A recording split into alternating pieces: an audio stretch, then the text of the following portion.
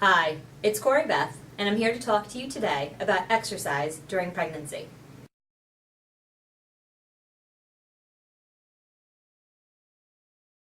I'm currently 30 and a half weeks pregnant, 9 and a half weeks out from my due date, and I feel fantastic. I attribute that to my healthy lifestyle. I make sure that I eat good, clean, healthy meals. I take a daily supplement that's made of whole foods, and I engage in regular exercise. All we're going to talk about today, though, is regular exercise, and so let's dive right into it. Regular exercise helps to alleviate a lot of the problems that women typically experience throughout the course of their pregnancy. This includes things like helping with circulation.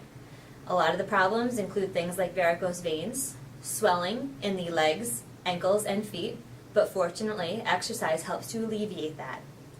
It also helps to alleviate constipation and hemorrhoids. Yes, I said hemorrhoids. A lot of people get shocked by that, but in fact, engaging in regular exercise will help to keep things moving, literally. Regular exercise really just means more energy. It helps to make you feel better, it helps to increase your mood, and it also helps to give you more restful sleep at night. And while you're busily preparing for your baby, whether you're working a full-time job, trying to paint that nursery and get that crib set up, what we really need is a lot more energy. And knowing that engaging in exercise can help us with that, it's a win-win situation. So let's get into what types of exercise people can perform. We always recommend to start out slow and work up towards a goal. It's definitely not the time in your life to take up a brand new form of exercise or something that you're not used to. You always want to do something that your body is accustomed to, especially once you're pregnant. So continue on whatever exercise program that you've been doing, but make sure that you do it regularly. It's also great to find a buddy. Group exercise classes are great, and I always highly recommend that if you're going to exercise, getting a very knowledgeable, skilled personal trainer. They'll be able to lead you through the exercises that are safest during pregnancy and help steer you away from those that are not. So, let's talk a little bit about the science, because there's been a lot of studies performed on women who either exercise during pregnancy and those who don't. Now, I'm not speaking about those who are recommended by their doctors not to engage in exercise. I'm just speaking about those who maybe can't really find the time or haven't really gotten out and gotten moving. If I were to give you a dish of cells to look at underneath the microscope and those cells weren't moving, what would be wrong with them? Well, of course, they'd be dead.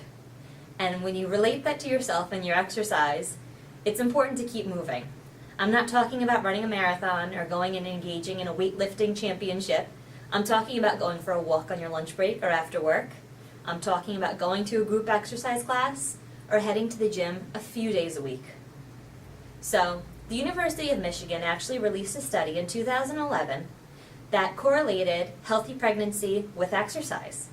So what they found in this was that weightlifting actually reduced the risk of gestational diabetes. For those of you who have already been through your glucose screening, you know how delicious and exciting it is to have that orange or red sugary drink that tastes like you know what. Knowing that engaging in regular exercise can help to alleviate any potential of gestational diabetes is really, really important. It also helps with weight control. A lot of women that we speak with here at the gym are always very concerned that they're going to put on too much weight or not necessarily the right kind of weight, but knowing that regular exercise will help to alleviate that, it's a win-win situation. The University of Montreal also released a study that looked at the correlation between exercise and not only the health of the mother, but also the health of the baby, which was really important. It was the first study of its kind. And what they actually found was that mothers that engaged in exercise, specifically resistance training, 2 to 3 times a week for 20 to 30 minutes, we're not talking hours in the gym, ladies, it enhanced the newborn's brain development. I mean, that's huge. If you can give your child that much of a kickstart just by being active yourself, I don't know what mom wouldn't go out and try to do that. So let's talk about a few things that you should note. While exercising during pregnancy, you always want to keep your heartbeat within a recommended rate. You also want to monitor your body temperature. You should not be exceeding 101 degrees Fahrenheit, so that means saunas and jacuzzis are definitely a no-no right now. You save that for after you have the baby.